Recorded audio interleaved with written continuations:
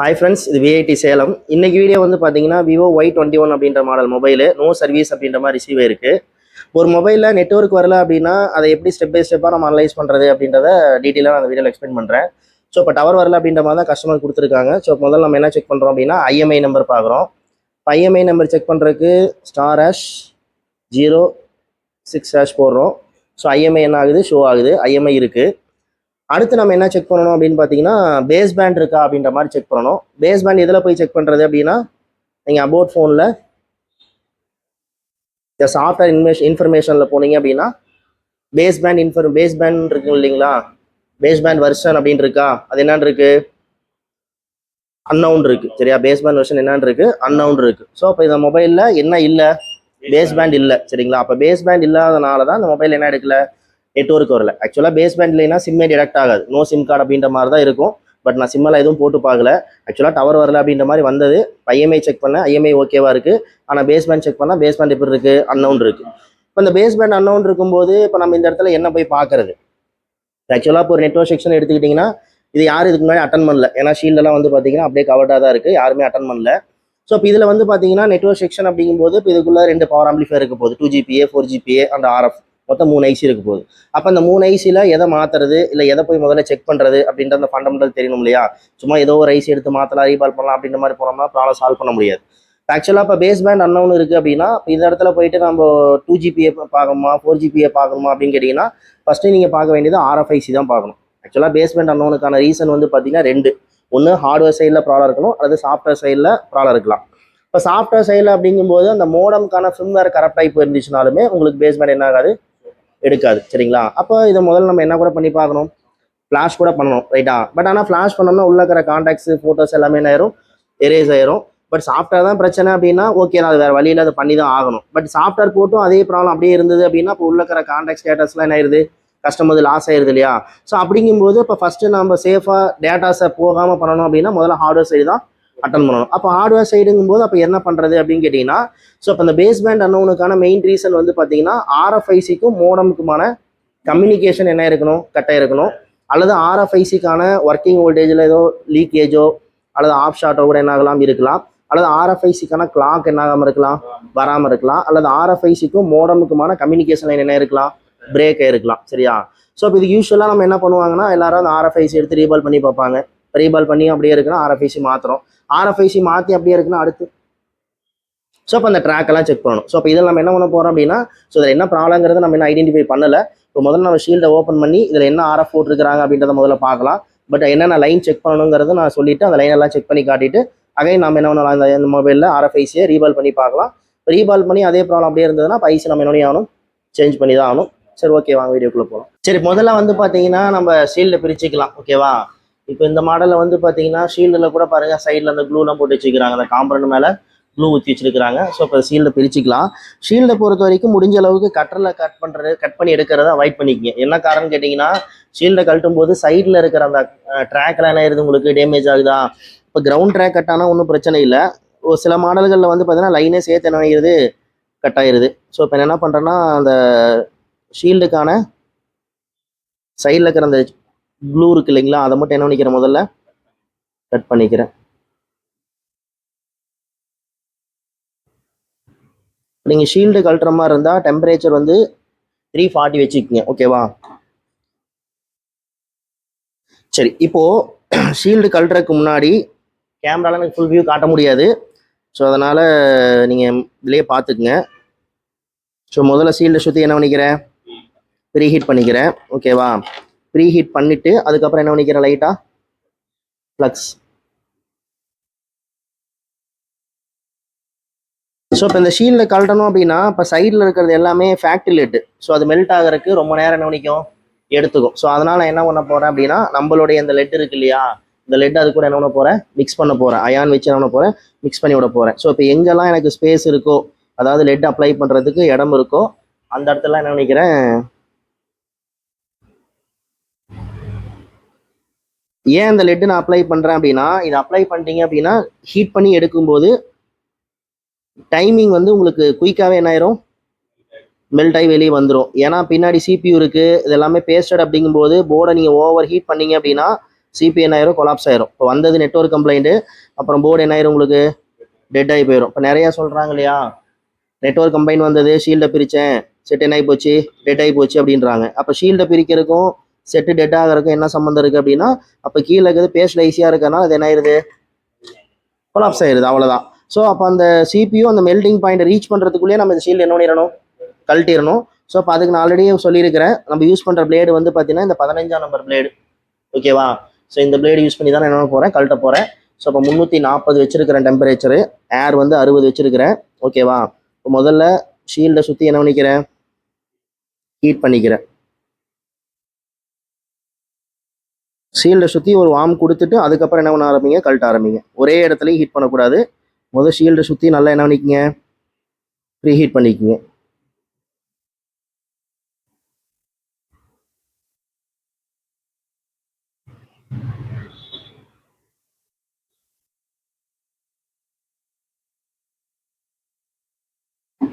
அதுக்கப்புறம் எங்கேருந்து நீங்கள் ஷீல்டை தூக்க போகிறீங்களோ அந்த இடத்துல மட்டும் என்ன பண்ணுங்க, ப்ளோயரை காட்டிட்டு இந்த பிளேடு இருக்கு இல்லையா, இந்த பிளேடை சைடில் வச்சு லைட்டாக அப்படி நீங்கள் என்ன பண்ணுறீங்க, லிஃப்ட் பண்ணிங்கனாவே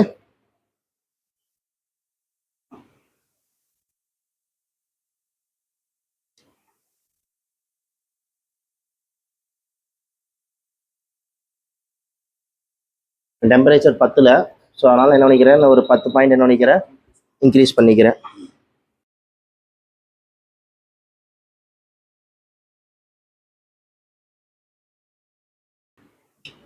அதே மாதிரி கொஞ்சம் கேப் கிடச்சி ஷீல்டு லிஃப்ட் ஆகி போச்சுன்னா அடுத்த இடத்துக்கு நீங்கள் அப்படியே ஆகிட்டே இருக்கணும், மூவ் பண்ணி போயிட்டே இருக்கணும். ஒரே இடத்துல ப்ளோயர் என்ன பண்ணக்கூடாது, வச்சிருக்கக்கூடாது. அதுதான் மெயின் பாயிண்ட்டு.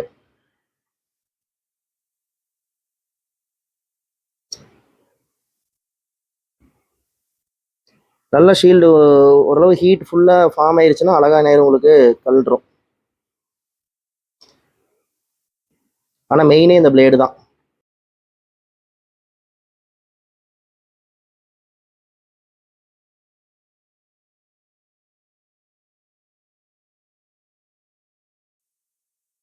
அதே மாதிரி ஷீல்டை கழட்டும் போது பிளேடை உள்ளே விட்டு காம்பனண்ட் என்ன பண்ணிடக்கூடாது. ஆமாம், இதில் என்ன பிரச்சனைனா உள்ளேயும் லாக் இருக்குது, அதனால தான் நமக்கு என்ன ஆக மாட்டேது, ரிலீஸ் ஆகலை. ஸோ என்ன பண்ணிட்டேன், ஷீல்டை ரிமூவ் பண்ணியாச்சு. பெருசாக ட்ராக் எதுவும் என்ன ஆகலை, கட் ஆகலை. ஸோ இந்த மாதிரி கழட்டினதுக்கப்புறம் அடுத்து நீங்கள் என்ன பண்ணணும்னா அந்த சைடில் இருக்கு இல்லையா லெட்டு, அது எல்லாத்தையும் கரெக்ட் பண்ணிடணும். ஏன்னா அது பக்கத்தில் போயிருக்கிற காம்பவுண்ட் மேலே ஏதோ மோதிட்டு இருந்துச்சுன்னா ஷார்ட் சர்க்கியூட் ஆயிரும்.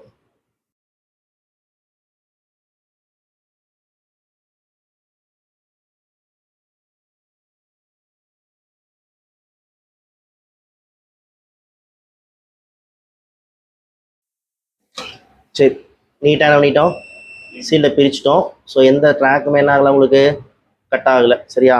பட் இதில் என்ன ஒரு பிரச்சனைனா இதுக்கு கீழே சிம்ட்ரே தான் இருக்குது.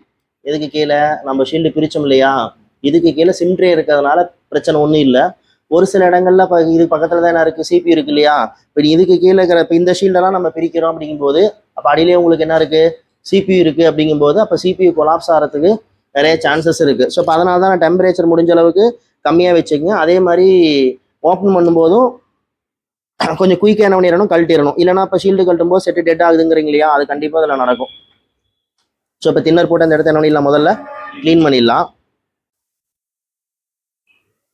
இப்போ சின்ன தின்னர் போட்டு இந்த இடத்த என்ன பண்ணிக்கலாம், நல்லா க்ளீன் பண்ணிக்கங்க. அதே மாதிரி இந்த ஷீல்டு கழட்டினதில் பக்கத்தில் லெட் ஏதாவது உள்ளே போய் என்ன ஆகிட்டு இருக்கா, காம்பவுண்ட் மேலே டச் ஆகிட்டு இருக்கா அப்படின்றதையும் ஒன்ஸ் என்ன பண்ணிக்கணும், பார்த்துக்கணும், ஓகேவா. சரி, இப்போ இந்த நெட்வொர்க் செக்ஷனில் இப்போ என்னென்ன ஐசிஸ் இருக்குது அப்படின்றத பார்த்தோம்னா இதில் வந்து இப்போ ஆர்எஃப் கேபிள் வந்து பார்த்தீங்கன்னா எங்கே கனெக்ட் ஆகுது, இதில் தான் கனெக்ட் ஆகுது. இப்போ ஆர்எஃப் கேபிளுங்கிறது எங்கேருந்து வருது, சிசி போர்ட்லேருந்து வருது இல்லையா. அப்போ சிசி போர்ட்லேருந்து வர ஆர்எஃப் கேபிள் இங்கே தான் கனெக்ட் ஆகுது. ஸோ இப்போ இதுலேருந்து லைன் எங்கே போகுது, இதுலேருந்து லைன் எங்கே போகுது அப்படின்னா இந்த இடத்த க்ளீன் பண்ணலாம், ஓகேவா.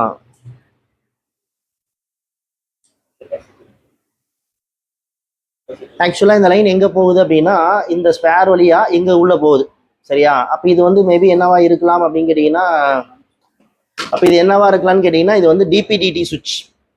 ஆல்ரெடியே நான் ப்ரீவியஸ் வீடியோவில் நம்ம சேனல்லே போட்டிருப்போம். சரியா, நீங்களும் வீடியோ பார்த்துருப்பீங்கன்னு நினைக்கிறேன். ஸோ அப்போ இது வந்து என்னன்னா டிபிடிடி சுவிட்ச் அப்படின்னு சொல்கிறோம். ஆக்சுவலாக இதனுடைய ரோல் என்ன அப்படின்னு கேட்டிங்கன்னா, இது வந்து பிரைமரி ஆண்டனா, நமக்கு ஆர்எஃப் கேபிள் வந்து இங்கே கனெக்ட் ஆகுது இல்லையா, இது வந்து பிரைமரி ஆண்டனா. அதே மாதிரி வந்து பார்த்தீங்கன்னா மேலே 2 ஆண்டனா இருக்கு இல்லைங்களா, அப்போ இது மேலேயும் ஒரு ஆண்டனா, இது வந்து ஆண்டனா பேடு, இதுக்கு மேலே ஒரு ஆண்டனா என்ன ஆக போகுது, கனெக்ட் ஆக போகுது. அதுக்கு பேர் என்ன சொல்லுவோம்னா டிஆர்எக்ஸ்ன்னு சொல்லுவாங்க, டிஸ்கண்டினியூஸ் ரிசெப்ஷன் அப்படின்னு சொல்கிறோம். ஸோ அது வந்து டிஆர்எக்ஸ் ஆண்டனா. அப்போ இதில் ரிசீவ் ஆகிற சிக்னலும் பார்த்தீங்கன்னா உங்களுக்கு எங்கே தான் போகுது, இங்கே தான் போகுது. அப்போ இதில் ரிசீவ் ஆகிற சிக்னல் எங்கே தான் போகுது, இதில் தான் போகுது. ஸோ இப்போ இதனுடைய வேலை என்ன அப்படின்னா அதை சுவிட்ச் பண்ணி கொடுக்கறது தான், ரைட்டா. அப்போது பிரைமரி சிக்னல், பிரைமரி ஆண்டனாலேருந்து வர சிக்னலையும் செகண்டரி ஆண்டனா வர சிக்னலும் இதுக்குள்ளே தான் போய் இதுலேருந்து சுவிட்ச் ஆகி பிரைமரி ஆண்டனா வழியாக ரிசீவ் ஆகிற சிக்னல் வந்து எங்கே போயிடுது, நேராக இந்த ஐசிக்கு போயிடும்.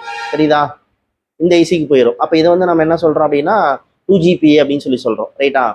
இந்த டிஆர்எக்ஸ்ன்னு சொல்கிறீங்க இல்லையா, அப்போ இதுலேருந்து ரிசீவ் ஆகிறது வந்து பார்த்தீங்கன்னா டேரெக்டாக இங்கே போயிடும். இதுக்கு பேர் டிஆர்எக்ஸ் சுவிட்ச்னு சொல்லுவாங்க. ஆக்சுவலாக இதுக்கு பேர் என்னது, டிஆர்எக்ஸ் சுவிட்ச். ஏன்னா பிரைமரி ஆண்டனாக்கு சுவிட்ச் வந்து 2GPAக்குள்ளே இருக்குது, ரைட்டா. அப்போ பிரைமரி ஆண்டனாவில் ரிசீவ் ஆகிற சிக்னல் வந்து இந்த டிஆர்எக்ஸ் சுவிட்சுக்கு போயிட்டு எங்கே போயிடுது, இதுக்குள்ள இருக்கிற ஆண்டனா சுவிட்சுக்கு போயிடுது. பட் ஆனால் இந்த செகண்டரி ஆண்டனாவில் ரிசீவ் ஆகிறதுக்கு தனியாகவே என்ன பண்ணியிருக்கிறாங்க, ஒரு சுவிட்ச் கொடுத்துக்கிறாங்க. இதுக்கு பேர் டிஆர்எக்ஸ் சுவிட்ச்னு சொல்லுவாங்க. அப்போது இந்த டிபிடிடி சுவிட்சில் இருந்து சுவிட்ச் ஆகி அது எங்கே போயிடுது, இங்கே போயிடுது. அப்போ இது வந்து என்னது 2GPA, ரைட்டா. இங்கே இருக்கு இல்லைங்களா, இதுதான் என்ஐசி ஆர்எஃப்ஐசி, இதுதான் என்ஐசி ஆர்எஃப்ஐசி MT6177MVன்னு போட்டுக்கிறான் இல்லையா. ஸோ இது வந்து என்ஐசி ஆர்எஃப்ஐசி. அப்போது இது 2GPA, இது வந்து என்ஐசி ஆர்எஃப்ஐசி. இப்போ கீழே இருக்கு இல்லைங்களா, இது வந்து என்ஐசி 4GPA, ரைட்டா. அப்போ எனக்கு தெரிஞ்சு இந்த மாதிரி இது வந்து ஒரு 4G ஃபோனு தான். அப்போ இதில் நெட்ஒர்க்கில் அந்த 3 விஷயங்கள் 3 ஐசி தான் இருக்குது, ரைட்டா. அப்போ டவர் வரல அப்படிங்கும்போது இப்போ நான் என்ன பண்ணுறது, ஆர்எஃப்ஐசி மாற்றி பார்க்கறதா. யூஸ்வலாக வந்து பார்த்தீங்கன்னா அந்த யூடியூப் வீடியோலாம் பார்த்தீங்கன்னா நிறைய அந்த WTR மாத்திர மாதிரி தான் வீடியோ போட்டிருப்பாங்க. ஸோ அப்போ நம்மளால என்ன பண்ணுறாங்க, டவர் வரல அப்படின்னா WTR என்ன பண்ணுறது, ரீபால் பண்ணுறது, மாற்றி பார்க்குறது, இந்த 2 வேலையும் செய்வாங்க. பட் நான் என்ன சொல்கிறேன் அப்படின்னா, இப்போ டவர் வரல அப்படிங்கும்போது எதனால் டவர் வரலங்கிறது முதல்ல தெரியணும் இல்லையா. அப்போ எதனால் டவர் வரலங்கும் போது அப்போ நம்ம தான் சொல்கிறோம், ஹார்ட்வேர் சைடு ப்ராப்ளமா சாஃப்ட்வேர் சைடு ப்ராப்ளமா அப்படின்றத முதல்ல நம்ம கிளியராக இருக்கணும். அப்போது எனக்கு முதல்ல IMI இருக்கா பேஸ்பேண்ட் இருக்கான்னு பார்க்குறேன். அப்போ IMI பேஸ்பேண்ட் ரெண்டுமே இருக்குது, பட் ஆனாலும் டவர் என்ன ஆகலை, வரல அப்படின்னா அப்போ இந்த 3 இதில் ஏதோ ஒரு பிரச்சனை இருக்குது. அதை ஃபைண்ட் அவுட் பண்ணுறது கூட நம்ம என்ன பண்ண போகிறோம் அப்படின்னா ஒரு 2G சிம்மை இன்சர்ட் பண்ணி 2G நெட்ஒர்க் என்ன ஆகுதா, வருதா அப்படின்றது முதல்ல பார்க்குறோம். அப்போ 2G நெட்ஒர்க் வருது, அப்போ 4G தான் என்ன ஆகலை, வரல. அப்போ 4G சைடு பிரச்சனையான்னு பார்க்கலாம். இல்லை 2G எனக்கு வரல, 4G எனக்கு என்ன ஆகலை, வரல. அப்போ RF சைடில் ஏதோ பிரச்சனை இருக்கா அப்படின்ற மாதிரி நம்ம என்ன பண்ணலாம் பார்க்கலாம். பட் இந்த மொபைல் பொறுத்த வரைக்கும் நம்ம அதெல்லாம் போய் பார்க்க வேண்டியதில்லை. ஏன்னா இது என்ன ப்ராப்ளம், பேஸ்பேண்ட் அன்னோன். அப்போ பேஸ்பேண்ட் அன்னோன்னா நம்ம என்ன சொல்ல வரோம்னா இந்த RFIC மோட என்ன ஆகலை, கம்யூனிகேட் ஆகலை, ரைட்டா. கம்யூனிகேட் ஆகாமல் இருக்கலாம். அப்போ மோடம்ங்கிறது எங்கே இருக்குது, SOCக்குள்ளே இருக்குது, ரைட்டா. மோடம்ங்கிறது எங்கே இருக்குது, SOCக்குள்ளே இருக்குது, ரைட்டா. அப்போது இந்த RFIC ட்ரை சால்டர் இல்லை இந்த RFIC ஃபெயிலியர் அல்லது அந்த RFICக்கான வோல்டேஜ் லைனில் ஏதாவது என்னது, வோல்டேஜ் லைனில் ஏதாவது ஷார்ட் சர்க்கியூட்டு, ரைட்டா. அல்லது RFICக்கான கிளாக் எங்கேருந்து வரும் அப்படின்னா பவர் ஐசிலேருந்து வரும், அதில் ஏதோ பிரச்சனை அப்படின்னாலும் உங்களுக்கு நெட்ஒர்க் என்ன சரி பேஸ்பேண்ட் என்ன ஆகாது, எடுக்காது, சரியா. ஸோ இப்போ இதுக்கு ப்ராக்டிக்கல் சொல்யூஷன் என்ன அப்படின்னா இப்போ இந்த ஐசி எடுத்து நம்ம ரீபால் பண்ணுறது அல்லது என்ன பண்ணுறது மாற்றுறது, இது ப்ராக்டிக்கல் சொல்யூஷன், ஓகே தான். பட் ஆனால் இதை ரீபால் பண்ணியும் வரல, ரீப்ளேஸ் பண்ணியும் வரலன்னா அடுத்து என்ன பண்ணுறது. அப்போ அடுத்து இந்த ஐசிக்கான பேட் டீட்டெயில்ஸ்லாம் நீங்கள் என்ன பண்ணணும், போய் செக் பண்ணணும், சரியா. ஸோ அதை நான் என்னங்கிறத நான் ஸ்கிமேட்டிக்கில் உங்களுக்கு காட்டுறேன். சரி, இப்போ நம்ம விவோ Y21 சொன்னோம் இல்லையா, அதுக்கான ஸ்கிமேட்டிக் தான் ஓப்பன் பண்ணி வச்சிருக்கிறேன், ஓகேவா. இப்போ ஸ்கிமேட்டிக் அப்படிங்கும்போது இதில் என்ன இருக்குது அப்படின்னா மோஸ்ட்லி வந்து பார்த்தீங்கன்னா போர்னியோவில் MI மோட்டோக்கு தவிர பெருசாக ஸ்கிமேட்டிக் சப்போர்ட் எதுக்குமே என்ன ஆகாது, இருக்காது. ஜஸ்ட் உங்களுக்கு என்ன கொடுத்துருப்பாங்கன்னா ஹார்ட்வேர் சொல்யூஷன் பண்ணியிருப்பாங்க, கொடுத்துருப்பாங்க. இப்போ இந்த மாடலுக்கே கூட வந்து பார்த்தீங்கன்னா இப்போ விவோ Y21 நீங்கள் பார்த்தீங்கன்னா என்ன இருக்குது, ஒன்று பிட் மேப் இருக்குது, டயோடு வேல்யூஸ் இருக்குது, அடுத்து என்ன இருக்குது, ஹார்ட்வேர் சொல்யூஷன் இருக்குது, அவ்வளோதான். மற்றபடி எந்த இன்ஃபர்மேஷனுமே இல்லை, சரியா. அப்போ இதை வச்சுட்டு நம்ம என்ன பண்ண முடியும் அப்படின்னா ஒரு லெவலுக்கு மேலே இதை வச்சுட்டு நம்மளால பார்க்க முடியாது, சரியா. அதுதான் நம்ம என்ன சொல்கிறோம் அப்படின்னா ஸோ இப்போ இந்த ஃபோனில் வந்து பார்த்தீங்கன்னா முதல்ல பேசிக்ஸ்லேருந்தே போவோம். என்ன சிப்செட் போட்டிருக்காங்க அப்படின்னா MediaTek சிப்செட் போட்டிருக்காங்க. இது வந்து என்ன, இது ஸ்டோரேஜ் ஐசி, இன்டர்னல் ஸ்டோரேஜ், ரைட்டா. ஸோ அப்போ MediaTek SoC போட்டிருந்தாங்கன்னா அப்போ அதில் பவர் ஐசி யாரதாக தான் இருக்கும் அப்படின்னு கேட்டிங்கன்னா யாரதாக தான் இருக்க போகுது, MediaTekோட தான் இருக்க போகுது. அப்போ MediaTek பவர் ஐசி தான். அது கூட என்னது MT6357 CRV, ஓகேவா. நிறைய மாடல்களில் யூஸ் பண்ண ஒரு ஐசி இது, ஓகேவா. ஸோ அப்போ இதில் ஒரு பவர் ஐசி MediaTek போட்டிருக்காங்களா. அடுத்து நெட்ஒர்க் அப்படின்னு போயிட்டீங்க அப்படின்னா இது நம்ம சொன்னோம் ஆல்ரெடி, இது வந்து என்னது 4GPA, இது வந்து என்னது 2GPA, இது வந்து என்னது RF. இந்த RF யாரு தான் இருக்கு, அதுவும் MediaTek தான் இருக்கு. இப்போ நான் பார்த்த வரைக்கும் MediaTek சீரீஸ்ல அதாவது MediaTek சிப்செட் போட்ட ஃபோன்கள் எல்லாத்துலேயுமே RF என்ன தான் போட்டிருப்பாங்க, MediaTek தான் போட்டிருப்பாங்க. இந்த Qualcomm வருது இல்லையா, Qualcomm பேஸ்டு ஃபோன்லாம் எடுத்து பார்த்தீங்கன்னா அதில் தான் உங்களுக்கு அந்த WTR எஸ்டிஆர் இந்த பிராண்ட் ஐசிஸ்லாம் அதிகமாக என்ன பண்ணியிருப்பாங்க, கொடுத்துருப்பாங்க. சரியா? அப்போ நமக்கு பேஸ் பேண்ட் அன்னோன் அப்படிங்கும்போது இப்போ அந்த WTR எஸ்டிஆர் சீரிஸ் ஒரு மாதிரி நம்ம பார்க்கணும், மீடியாடெக் சீரிஸ் ஒரு மாதிரி பார்க்கணும். ஸோ அப்போ இது வந்து என்ன சீரிஸு, மீடியாடெக் சீரிஸ். அப்போ MT6177MVங்கிறது தான் அந்த ஐசியோட நம்பர். ரைட்டா? சரி, இப்போ இதே ஹார்ட்வேர் சொல்யூஷனில் நம்ம நெட்வொர்க் அப்படின்ற மாதிரி போனோம்னு வச்சுங்களேன், நெட்வொர்க் அப்படின்ற மாதிரி போனோம் அப்படின்னா அங்கே என்ன காட்டியிருக்கிறாங்க அப்படின்றத பார்ப்போம். ஓகேவா? நெட்வொர்க். இப்போ நெட்வொர்க் அப்படின்னு போனோம்னா அவங்க என்ன காட்டியிருக்கிறாங்க, ஸோ இது வந்து NIC, இது ஒரு 4GPA. ஸோ இப்போ இந்த 4GPAக்கு நமக்கு என்ன இன்புட் ஆகுது, VBAT இன்புட் ஆகுது. ஆனால் VPHன்னு போடலை, என்னன்னு போட்டிருக்கிறாங்க, VBAT. ஏன் VBATன்னு போட்டிருக்கிறாங்கன்றது உங்களுக்கு தெரியும். மீடியாடெக் ஃபோனில் 2GPAக்கும் 4GPAக்கும் டைரக்ட் VBATே வரும். ஸோ அதனால் என்ன போட்டிருக்கிறாங்க, VBAT வோல்டேஜ் இன்புட் ஆகிற மாதிரி காட்டியிருக்கிறாங்க.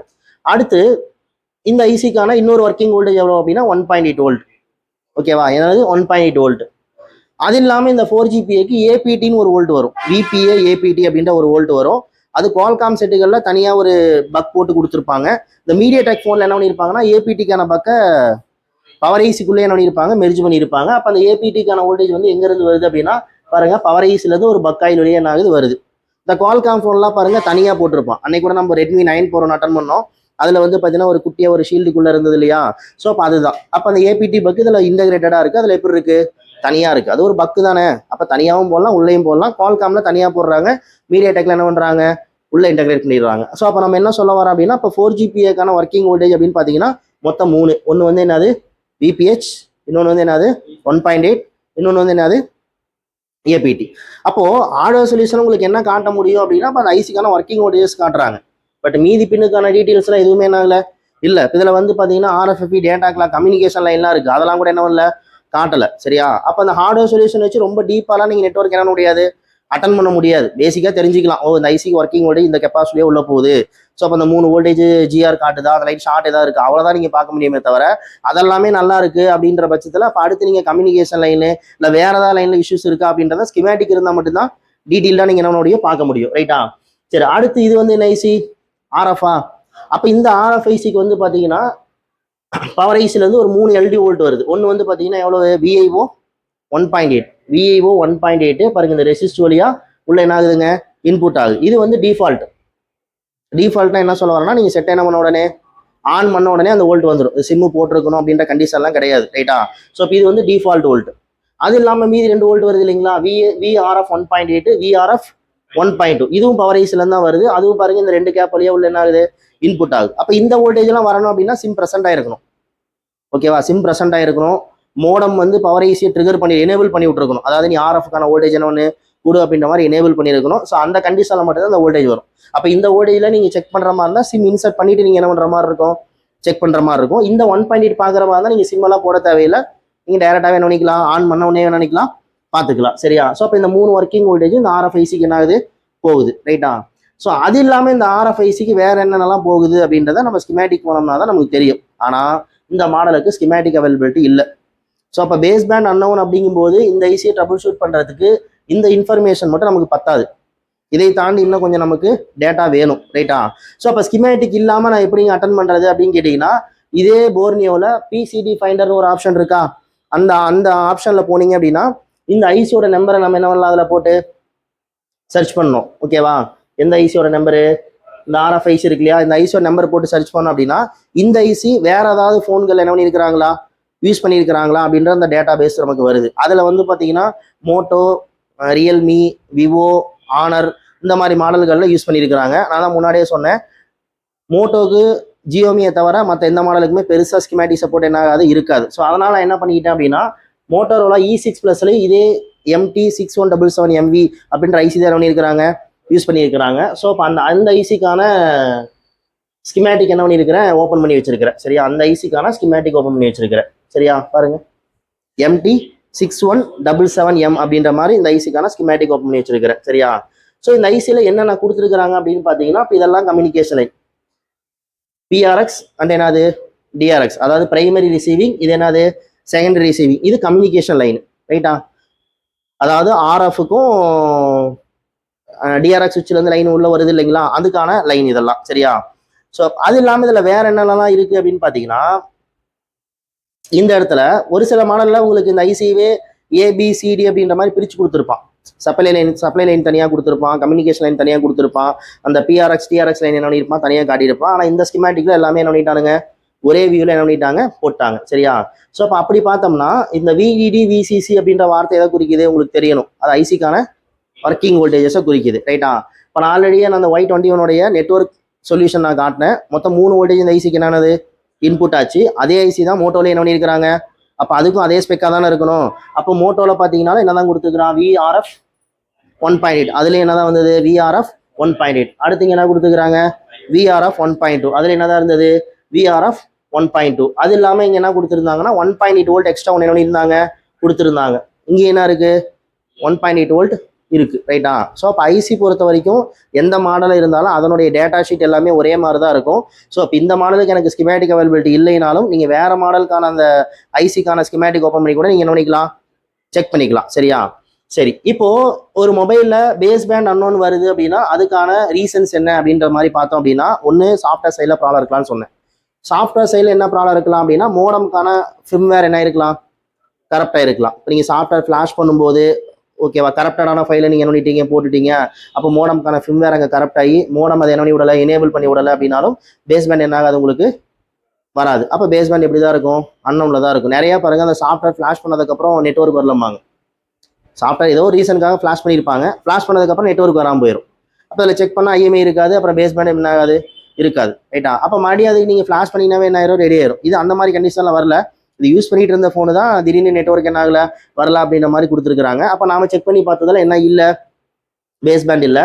ஸோ இப்போ பேஸ் பேண்ட் இல்லாததுக்கான காரணம் ஹார்ட்வேர் சைடாகவும் இருக்கலாம், சாஃப்ட்வேர் சைடாகவும் இருக்கலாம். அப்போது ஹார்ட்வேர் சைடு நம்ம பார்க்கணும் அப்படின்னா என்னென்னலாம் பார்க்கலாம் அப்படின்னா, இந்த RFICக்கான அந்த ஒர்க்கிங் வோல்டேஜ் லைனில் ஏதாவது என்ன இருக்குதா, ஷார்ட் சர்க்யூட் இருக்கா அப்படின்ற மாதிரி பார்க்கலாம். அப்போ இதுக்கான GRலாம் நீங்கள் என்ன பண்ணணும், செக் பண்ணணும். ரைட்டா? அப்போ இந்த வோல்டேஜ் எல்லாமே எங்கேருந்து வருது, பவர் ஐசிலேருந்து வருது. ரைட்டா? இந்த வோல்டேஜ் எப்போ வரும், சிம் கார்டு போட்டிருந்தா வரும். அப்போது இதெல்லாமே ஆல்வேஸ் வோல்டேஜ் கிடையாது, முதல்ல அதை புரிஞ்சிக்கணும். அதாவது நான் செட்டை ஆன் பண்ண உடனே அந்த வோல்டேஜ் என்ன ஆகுறதில்ல, வரதில்லை. இப்போ நீங்கள் தான் சொல்கிறீங்க சிம்மை போட்டால் தான் வரும்ன்றீங்க. அப்போ சிம்மை போட்டால் தான் வரும் அப்படிங்கும்போது அப்போ நான் சிம்மை இன்சர்ட் பண்ணும்போது அங்கே சில கம்யூனிகேஷன் நடந்து அப்போ பவர் ஐசி அதுக்கப்புறம் தான் என்ன பண்ணுது. அப்போ நம்ம என்ன சொல்ல வரோம்னா, ஒரு பவர் ஐசிக்குள்ளே ஒரு 6 பக் இருக்குது, 23 LDO இருக்குன்னா அது எல்லாமே ஆன் டைம்லேயே ட்ரிகர் ஆன உடனேலாம் வந்துடாது. சரியா? சில பக்கு வந்து பார்த்தீங்கன்னா ஆன் பண்ணே வரும், சில பக்கு வந்து பார்த்தீங்கன்னா அதுக்கான ஃபங்க்ஷன்ஸ் எப்போ நடக்குதோ அப்போ தான் வரும். அதே மாதிரி LDO 23 LDO இருக்காலும் அதுவும் அதே கண்டிஷன் தான். அந்த ஃபங்க்ஷன்ஸ் நடக்கும்போது தான் அந்த வோல்டேஜ் வரும். அப்போ அந்த ஃபங்க்ஷன்ஸ் நடக்கும்போது அதை ட்ரிகர் பண்ணி வர்றது யார், சாஃப்ட்வேர் தான். ஓகேவா? அப்போது அதனால தான் நான் சொல்கிறேன், மோடம்கான அந்த ஃபிர்ம்வேர் கரெக்டாக இருந்தாலுமே அப்போ அது RFக்கான வோல்டேஜ் என்ன பண்ணாது, கொடுக்காது. அப்போ RFIC என்ன ஆகாது, உங்களுக்கு வேலை செய்யாது. ரைட்டா? அப்போ மேபி உங்களுக்கு என்ன ஆகலாம், அதனால கூட பேஸ் பேண்ட் என்ன ஆகலாம், அன்னவுனில் இருக்கலாம். ரைட்டா? ஒன்று.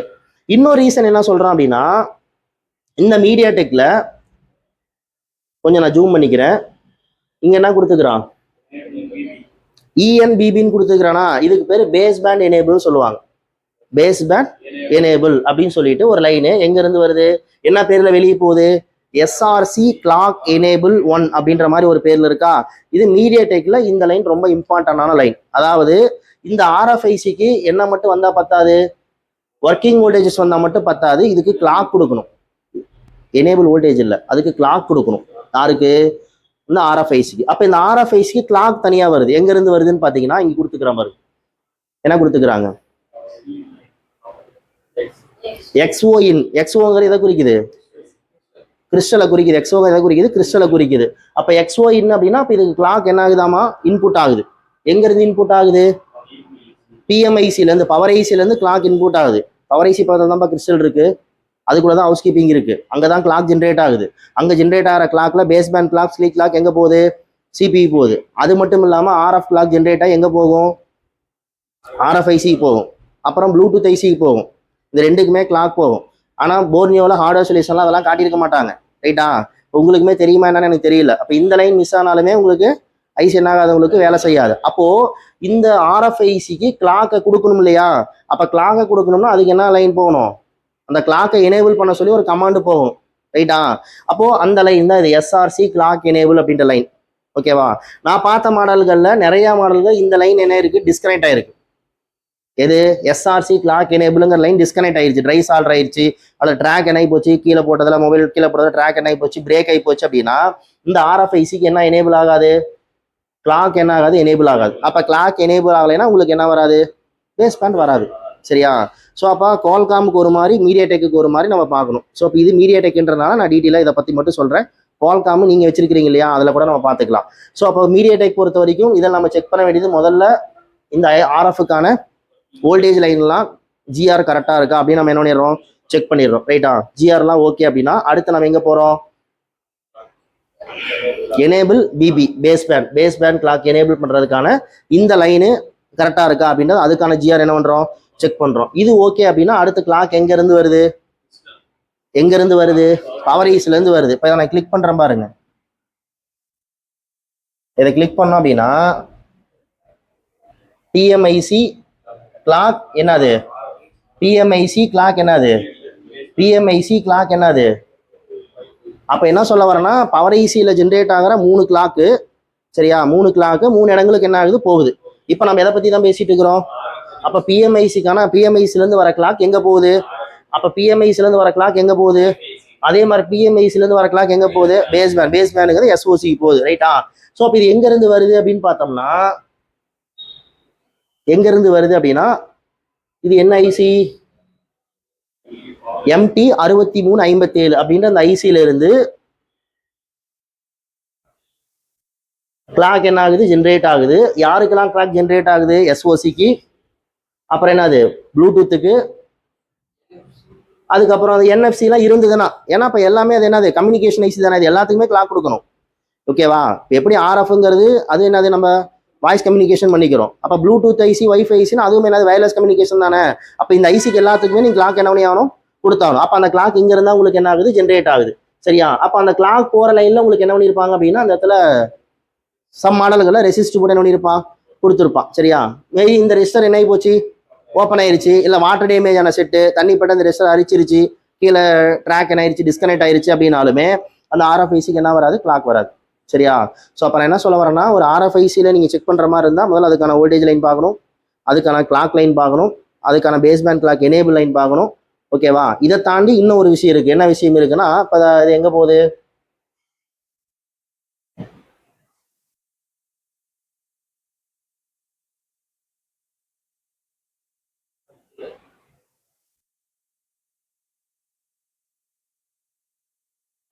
இங்கே வந்துடுதா, இந்த லைன் சொல்லியாச்சு, எஸ்ஆர்சி கிளாக் எனேபிளுங்கிற லைன் சொல்லியாச்சு. இந்த 2 லைன் நீங்கள் மெயின் என்னன்னு பார்க்கணும். ரைட்டா? அதுக்கப்புறம் இங்கே இருக்கு இல்லையா, இதுதான் மோடமுக்கும் ஆர்எஃப்க்குமான கம்யூனிகேஷன் லைன். அதுதான் இங்கே என்ன கொடுத்துக்கிறாங்க பாருங்க, பிபிஐபி, பிபிஐஎன், பிபிக்யூபி, பிபிக்யூஎன். இது வந்து ரிசீவிங்க்கு. அதே மாதிரி பிபிஐபி, பிபிஐஎன், பிபிக்யூபி, பிபிக்யூஎன் இது வந்து எதுக்கானது, டிரான்ஸ்மிட்டிங். இப்போ நீங்கள் பிட் மேப்ல இந்த லைனை கிளிக் பண்ணினா இது டைரெக்டாக இதோட கனெக்ட் ஆகும், சிபியோட தான் கனெக்ட் ஆகும். சிபியோடனா மோடமோட கனெக்ட் ஆகும். மோடம் எதுக்குள்ள தான் இருக்கு, சிபிக்குள்ள தான் இருக்கு. சரியா? பட் நாம என்ன பண்ணுவோம்னா நெட்வொர்க் செக்ஷனுக்கு பெருசாக சிபி சைடு யோசிக்க மாட்டோம். ஆனால் நிறைய மாடல்களில் சிபி கம்ப்ளைண்ட் ஆகுது, நிறைய மாடலில் சிபி கம்ப்ளைண்ட் ஆகுது. ஓப்போவில் வந்து பார்த்தீங்கன்னா A3Xன்னு நினைக்கிற ஒரு மாடல், ஓப்போ A3X. ஆக்சுவலாக அது வந்து பார்த்தீங்கன்னா நம்ம ஸ்டூடெண்ட் ஒருத்தர் எனக்கு ஒரு பார்சல் போட்டு விட்டுருந்தார். என்ன கம்ப்ளைண்ட் அப்படின்னா நோ சர்வீஸ், டவர் என்ன ஆகலை, வரல. சரியா? டவர் வரல. அவர் சொன்ன கம்ப்ளைண்ட் என்ன அப்படின்னா 1.8 வோல்ட் மிஸ்ஸிங்.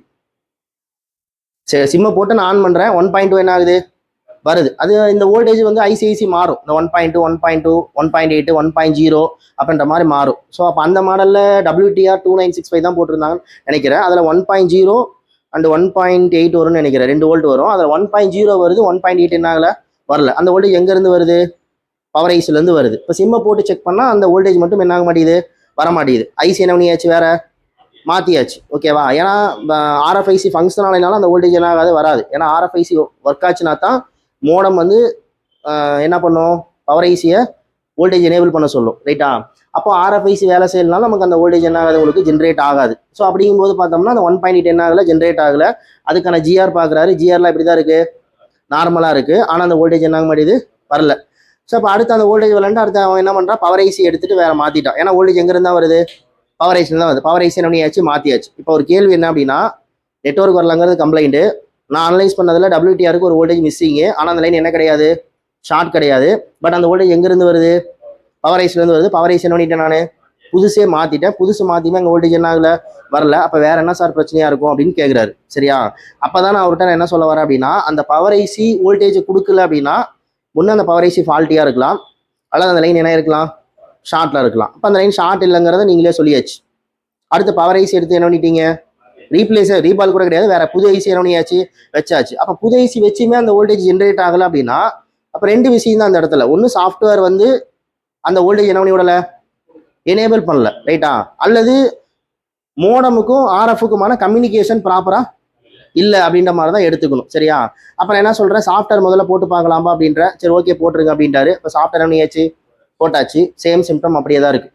அப்போ கடைசியில் என்ன பண்ணோம் அப்படின்னா CPU எடுத்து ரீபால் பண்ணோன்னே நெட்வொர்க் வந்துருச்சு.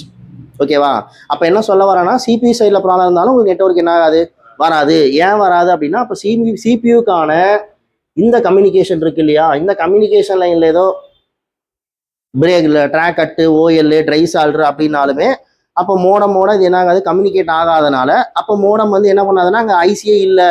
அப்போ நான் ஏன் அதுக்கு வோல்டேஜ் கொடுக்கணும் அப்படிங்கிற மாதிரி அது என்ன பண்ணாது, வோல்டேஜை கொடுக்காது. சரியா, அப்போ நெட்வொர்க் வரல அப்படிங்கும்போது CPU வரையுமே கூட நம்ம என்ன பண்ணணும் யோசிக்கணும். ஆனால் பெருசாக நம்ம நெட்வொர்க்குக்கும் CPUக்கும் என்ன சம்மந்தம் இருக்குது அப்படின்ற மாதிரி அந்த அளவுக்கு யோசிக்க மாட்டோம். சரியா, ஸோ அப்போ மெயினாக இந்த 3 விஷயங்கள் நம்ம பார்க்கணும். ஓகேவா, ஸோ அப்போ இதில் நம்ம என்னென்ன செக் பண்ண போகிறோம் அப்படின்னு கேட்டிங்கன்னா, இதுக்கான வோல்டேஜ் வருதான் நம்ம செக் பண்ணலாம். அடுத்து இந்த SRC கிளாக் எனேபிள் இருக்கு இல்லையா, அதுக்கான GR பார்க்கலாம். அடுத்து PMIC கிளாக், அந்த கிளாக்லாம் வருதான்னு பார்க்குற மாதிரி தான் உங்கள்கிட்ட ஆஸ்லாஸ்கோப் இருக்கணும். ஆஸ்லாஸ்கோப் இருந்துச்சுன்னா தான் அங்கே பல்ஸ் என்ன ஆகுதா, ப்ரொடியூஸ் ஆகுதா நீங்கள் என்ன முடியும், செக் பண்ண முடியும். இல்லைன்னா ஜஸ்ட் நம்ம என்ன மட்டும் தான் பார்க்க முடியுங்க, GR மட்டும் தான் பார்க்க முடியும். ரைட்டா, இல்லையா அந்த இடத்துல சம் வோல்டேஜ் என்ன ஆகலாம், வரலாம் 0.8 சம்திங் என்ன ஆகலாம், வரலாம். அந்த வோல்டேஜ் ஏதாவது வருதா நீங்கள் என்ன பண்ணலாம், செக் பண்ணலாம். பட் ஆஸ்லாஸ்கோப் இல்லைன்னா நம்ம ப்ராக்டிக்கலாக நீங்கள் இந்த விஷயங்கள் மட்டும் தான் நம்மளுடைய செக் பண்ண முடியும். ஓகேவா, ஸோ இவ்வளோதாங்க. ஸோ இப்போ இதில் வந்து பார்த்தீங்கன்னா இப்போ பிட் மேப் ஓப்பன் பண்ணி வச்சிருக்கிறோம் Y21க்கு. என்ன இந்த போர்னியோட பழைய அப்டேட்டில் கொஞ்சம் இந்த லைன் எல்லாம் தனித்தனியாக காட்டியிருந்தாங்க. பட் இதில் எதுவுமே பெருசாக என்ன வரல, காட்டலை. ஸோ இதில் வந்து பார்த்தீங்கன்னா நமக்கு என்னன்னா இதில் மட்டும் இதில் என்ன தான் காட்டியிருக்கிறாங்க, நம்ம சொன்னதுலேயே அந்த 3 வோல்டேஜ் லைன் மட்டும் தான் காட்டியிருக்கிறாங்க. இதுக்கு என்ன வரணும்னு சொன்னோம், கிளாக் வரணும்னு சொன்னோம். அது என்ன பண்ணவே இல்லைங்க, காட்டவே இல்லை. சரியா, அதே மாதிரி இதுக்கும் மோடமுக்குமான கம்யூனிகேஷன் லைன்லாம் என்ன பண்ண மாட்டாங்க, அது யூஸ்வலாகவே காட்ட மாட்டாங்க. பட் அதுவுமே என்ன பண்ணல, காட்டலை. அப்போ இதெல்லாம் எப்படி தான் நான் தெரிஞ்சுக்கிறது அப்படின்னு கேட்டிங்கன்னா, பிட் மேப் இருக்கு இல்லையா, இதை நீங்கள் போய் பார்த்துக்க வேண்டியதான். அப்போ பிட் மேப்பில் இதில் மட்டும் எப்படிங்க எனக்கு தெரியும்னா, இதை கொஞ்சம் என்ன பண்ணுங்க, ஜூம் பண்ணுங்க. ரைட்டா, இப்போ ஜூம் பண்ணீங்க அப்படின்னா லேட்டஸ்ட் தெரியுதா, இங்க பாருங்க PMIC கிளாக் RF எங்க இருந்து வருது. இப்போ நான் இந்த லைனை கிளிக் பண்ணியிருக்கிறேன். ஓகேவா, இப்போ இந்த லைனை கிளிக் பண்ணியிருக்கிறேன். இந்த லைன் எங்க இருந்து வருது அப்படின்னு பார்த்தீங்கன்னா, இங்க என்ன போட்டிருக்கிறான், ஒரு கெப்பாசிட்டர் கிரவுண்ட் பண்ணிட்டாங்க. இது பேரலல் கனெக்ஷன். இங்க என்ன இருக்குது, ஒரு ரெசிஸ்டர் இருக்கு. அப்போ XO செல்லுங்கிற பேர்ல எங்க இருந்து வருது, அது பவர் ஐசியில இருந்து இந்த ரெசிஸ்டருக்கு வந்துட்டு ரெசிஸ்டர்ல இருந்து எங்க போகுது, RFIC போகுது. அப்போ இந்த ரெசிஸ்டர் மிஸ் ஆகி போச்சுன்னா கிளாக் போகாது. அப்போ பேஸ்பேண்ட் என்ன ஆயிரும், உங்களுக்கு அன்னவுன் தான் வரும். சரியா, அப்போ இந்த லைன் நம்ம மெயினாக என்ன பண்ணணும், இதுக்கான GR என்ன பண்ணணும், செக் பண்ணணும். சரியா, சரி. அடுத்து இங்க இருக்கு இல்லையா SRC கிளாக் எனேபிள். அப்போ இந்த லைனை கிளிக் பண்ணீங்க அப்படின்னா இந்த லைன் எங்க போகுது அப்படின்னா, இது பவர் ஐசிக்கும், ஏன்னா அது கிளாக் எனேபிள் லைன் தானே, இது எங்க போகுது, பவர் ஐசிக்கு போகுதா. அதுக்கப்புறம் எங்க போகுது, எங்க போகுது,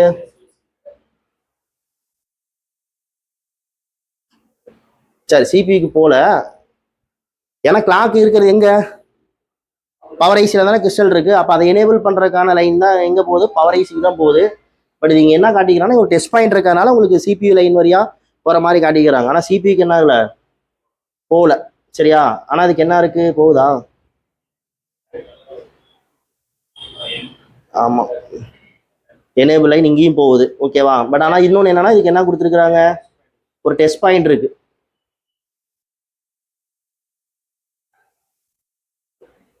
ஸோ இப்போ இந்த லைனை நம்ம என்ன பண்ணணும், செக் பண்ணணும். SRC கிளாக் எனேபிள் அப்படின்ற லைனும் என்ன பண்ணணும், செக் பண்ணணும். சரியா, ஸோ அவ்வளோதான். அப்போ பிட் மேப் வச்சு தான் நம்ம என்ன பண்ணிக்கணும், ஐடென்டிஃபை பண்ணிக்கணும். அப்போ அந்த விஷயம் நமக்கு தெரியணும். அப்போ மீடியா டெக்காக இருந்தால் பேஸ் பேண்ட் எனேபிள் பண்ணுறதுக்கு என்னென்ன லைன் இருக்குன்றது நமக்கு தெரியணும். குவால்காமில் எஸ்டிஆராக இருந்தால் அதுக்கு என்னன்னு தெரியணும். அது டபிள்யூடிஆராக இருந்தால் என்ன நமக்கு என்னன்னு தெரியணும். அதெல்லாம் நீங்கள் எழுதி வச்சுக்கிட்டீங்க அப்படின்னா அப்போ என்ன ஐசின்றதை பொறுத்து அந்த லைனை மட்டும் நீங்கள் என்னன்னா போதும் செக் பண்ணி அதில் ஏதோ ஓப்பன் இருந்தது அல்லது ட்ரை சால்ட் இருந்தது அப்படின்னா நீங்கள் ரீவால்வ் பண்ணாலோ இல்லை ஜம்ப் அடிச்சிங்கன்னா என்ன ஆயிரும் உங்களுக்கு ரெடி ஆயிரும். சரியா? சரி, இந்த செட்டில் என்ன ப்ராப்ளங்கிறத நம்ம பார்க்கலாம்.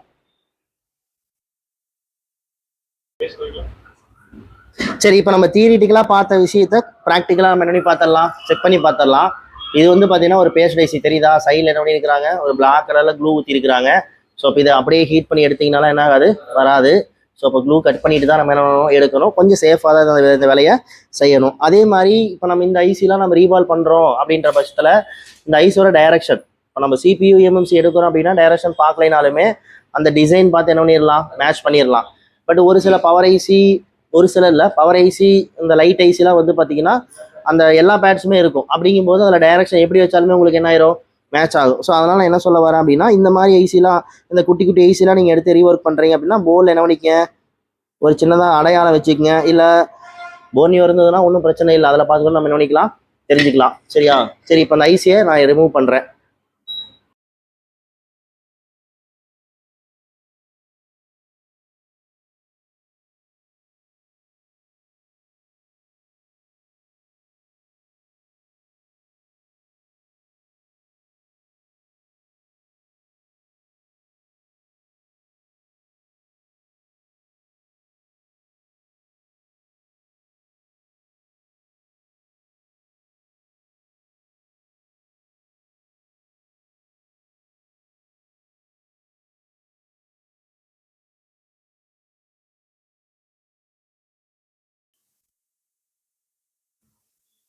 ஸோ இது ஒரு பிளாக் பேஸ்ட் ஐசி தெரியுதா? ஸோ இதுக்கு அந்த பிளேடு உள்ள ஒரு அளவுக்குலாம் நமக்கு இடம் இல்லை. அதனால் நான் இந்த ப்ளூ கட் பண்ணுற பிளேடு வச்சு என்ன பண்ணிக்கிட்டேன், எடுத்துட்டேன். கொஞ்சம் ஹெவி பிளாக் தான், ஹெவி பேஸ்ட்டு தான் இது.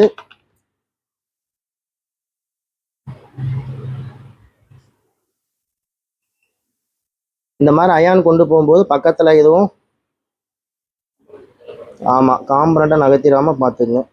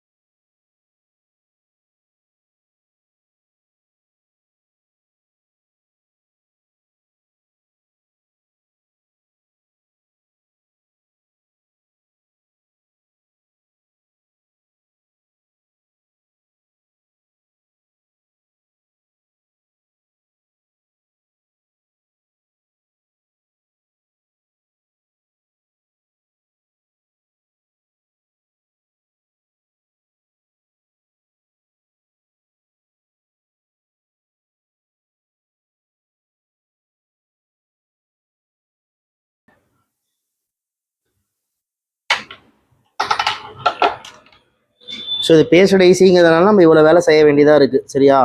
அப்போ கொஞ்சம் ப்ராப்பராக ஹீட் பண்ணி தான் கழட்டணும். இல்லை இங்கெல்லாம் ட்ராக் கட் ஆகி போச்சுன்னா மறுபடியும் உட்காந்து நம்ம என்ன பண்ணிட்டு இருக்கிற மாதிரி இருக்கும், ஜப்பர் பண்ணிட்டு இருக்கிற மாதிரி இருக்கும். சரியா? ஸோ எந்த ட்ராக்குமே கட் ஆகலை. ஓகே தான். ஸோ இப்போ ஒரு பேஸ்ட் ஐசி நம்ம ஹீட் பண்ணோம்னா கொலாப்ஸ் ஆகுதுன்னு சொல்கிறோம் இல்லையா, இப்போ அதுக்கான சிம்டம் பாருங்கள், உங்களுக்கு இது மேலே தெரியும். அந்த கெப்பாசிட்டி மேலாம் பாருங்கள், தெரியுதா? இப்போ நம்ம ஒரு ஷீல்டு கழட்டுறோம், ஸோ இந்த ஐசி ஓவர் ஹீட் ஆயிடுச்சு அப்படின்னா, இப்போ இந்த ஐசிக்குள்ளேருந்து லெட் என்ன ஆகுது, லீக் ஆயிருன்னு சொல்கிறோம் இல்லையா. அப்போ லீக் ஆயிருது அப்படின்னா பாருங்கள், இந்த மாதிரி தான் உங்களுக்கு லீக் ஆயிரும். பட் இந்த ஐசி நம்ம கழட்ட தான் ட்ரை பண்ணோம். அப்போ கழட்ட ட்ரை பண்ணும்போது அந்த அந்த மெல்டிங் பாயிண்ட் அதை ரீச் பண்ணதுக்கப்புறம் அது உள்ள லெட்டை என்ன பண்ண ஆரம்பிச்சிருச்சு, வெளியே தள்ள ஆரம்பிச்சிருச்சு. நம்ம பிளேடை உள்ள நுழைக்காம என்ன பண்ண ஆரம்பிச்சிருச்சு, வெளியே தள்ள ஆரம்பிச்சிருச்சு. அப்போ அதுதான் பாருங்க, அந்த லெட்டோட இதுதான் இது மேலே இருந்தது. நான் விக்கி போட்டு என்ன பண்ணிட்டேன், அப்படியே நான் க்ளீன் பண்ணும்போது அதை எடுத்துட்டேன். சரியா? ஸோ இப்போ இதுதான். இந்த ஐசி நான் எடுக்க ட்ரை பண்ணாமையே நான் ஜஸ்ட் ஷீல்டை மட்டும் வேற ஏதோ பர்பஸ்க்காக நான் என்ன பண்ணுறேன், கழட்டுறேன். அப்படிங்கும்போது அப்போ இந்த டைம்ல இந்த ஐசி அதோட மெல்டிங் பாயிண்ட் ரீச் பண்ணிடுச்சுன்னா அப்போ உள்ள லெட்டு தானாவே என்ன ஆரம்பிச்சிடும், வெளியில் வர ஆரம்பிச்சிடும். அப்போ இந்த ஐசி என்ன ஆயிருது, உள்ள லெட்டு ஒன்றுக்கு என்ன ஆயிருது, கொலாப்ஸ் ஆயிருதா. அப்போ அந்த ஐசி என்ன ஆகாது, உங்களுக்கு வேலை செய்யாது. சரியா? அதனால தான் இந்த ஆண்ட்ராய்டு போர்டு பொறுத்த வரைக்கும் மோஸ்ட்லி இப்போ எல்லாம் பேஸ்ட் ஈஸியாக இருக்கிறதுனால போர்டை ஒரு ரொம்ப ஓவர் ஹீட் பண்ணக்கூடாதுன்னு சொல்கிறதுக்கான காரணம் அதுதான். சரியா? இப்போ நம்ம ஜியோ போர்டு ஒர்க் பண்ணோம் அப்படின்னா அது எல்லாமே நான் பேஸ்டு. ஸோ அதனால நம்ம அந்த டேப்பெல்லாம் கூட என்ன பண்ணியிருக்க மாட்டோம், அடிச்சிருக்க மாட்டோம். பட் இந்த மாதிரி ஆண்ட்ராய்டு போர்டு நீங்கள் ஒர்க் பண்ணுறீங்க அப்படின்ற பட்சத்தில் கொஞ்சம் அந்த டெம்பரேச்சர் கண்ட்ரோலுங்கிறது ரொம்ப முக்கியமான ஒன்று. ரைட்டா? இல்லை அப்படின்னா கண்டிப்பாக போர்டு என்ன ஆயிரும், உங்களுக்கு டெட் ஆகி போயிடும். சரியா? இப்போ நிறைய டெக்னீஷியன் இருக்கிற பெரிய டிராபேக் என்ன தெரியுமா, ஷீல்டு கழட்டனுக்கு சொல்லி கொடுப்பீங்களாலாம் கூட என்ன என்கொயரி பண்ணியிருக்காங்க. இந்த ஃபோனில் ஷீல்டு எனக்கு கழட்ட சொல்லி கொடுப்பீங்களான்னு கேட்பாங்க. ஷீல்டு கழட்டத்தில் போய் என்னங்க இருக்குது அப்படின்னா, இல்லை சார் நான் ஹீட் பண்ணி ஷீல்டு கழட்டனா ஃபோன் என்ன ஆக மாட்டேது, ஆன் ஆக மாட்டேது. நெட்வொர்க் கம்பெனிக்கு வருது, நெட்வொர்க் ஷீல்டை கழட்டிட்டு நான் ஆன் பண்ணி பார்க்குறேன், செட் ஆக மாட்டேது, ஆன் ஆக மாட்டேதுங்கிறாங்க. அப்போ ஏன் ஆன் ஆகாமல் போகுது? நெட்வொர்க் ஷீல்டுக்கும் செட் ஆன் ஆகாமல் போகிறதுக்கும் என்ன சம்மந்தம் இருக்குது? அப்போ போர்டு ஓவர் ஹீட் ஆகி சிபி என்ன ஆயிடுது, கொலாப்ஸ் ஆயிடுது, அவ்வளோதான். ஸோ அப்போ அதுக்கான டெம்பரேச்சரு, அதுக்கான டூல்ஸு, டைமிங்கு இதை கொஞ்சம் ப்ராப்பராக மெயின்டைன் பண்ணிங்கன்னா மேபி அதை அந்த மாதிரி ப்ராப்ளத்தை நீங்கள் என்ன பண்ணிக்கலாம், அவாய்ட் பண்ணிக்கலாம். சரியா? சரி, எனிவே இப்போ நான் அந்த ஐசி என்ன பண்ணிட்டேன், க்ளீன் பண்ணி எடுத்துட்டேன். சரியா? நான் ஐசி க்ளீன் பண்ணணும். சரி, அதை பண்ணிக்கலாம். ஸோ அதுக்கு முன்னாடி இந்த பேடுக்கான ஜிஆர் வேல்யூஸ் நம்ம என்ன பண்ணிக்கலாம், செக் பண்ணி பார்த்துடலாம். சரியா? ஸோ அப்போ மல்டிமீட்டர் நான் இதில் வச்சுக்கிறேன், டயோட் மோடில் வச்சுக்கிறேன். ஸோ இப்போ சரி, இப்போ நான் வந்து ஐசியை கழட்டிட்டோம். சரியா? இப்போ வீடியோவில் பார்க்குறவங்களுக்கு என்னால் ஸ்கிமேட்டிக் காட்ட முடியாது. ஸோ அதனால் ஜிஆர் வேல்யூ மட்டும் நான் காட்டுறேன், பார்த்துக்குங்க. ஸோ இப்போ இந்த இடத்துல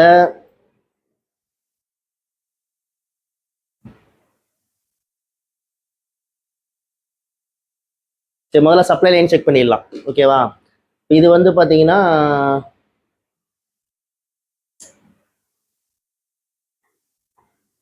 இந்த ரெண்டு கெப்பாசிட்டி இல்லையா, ஒன்று வந்து 1.2, ஒன்று வந்து என்னது 1.8. ஸோ இப்போ இது வந்து என்னது கிரவுண்டு. சரியா?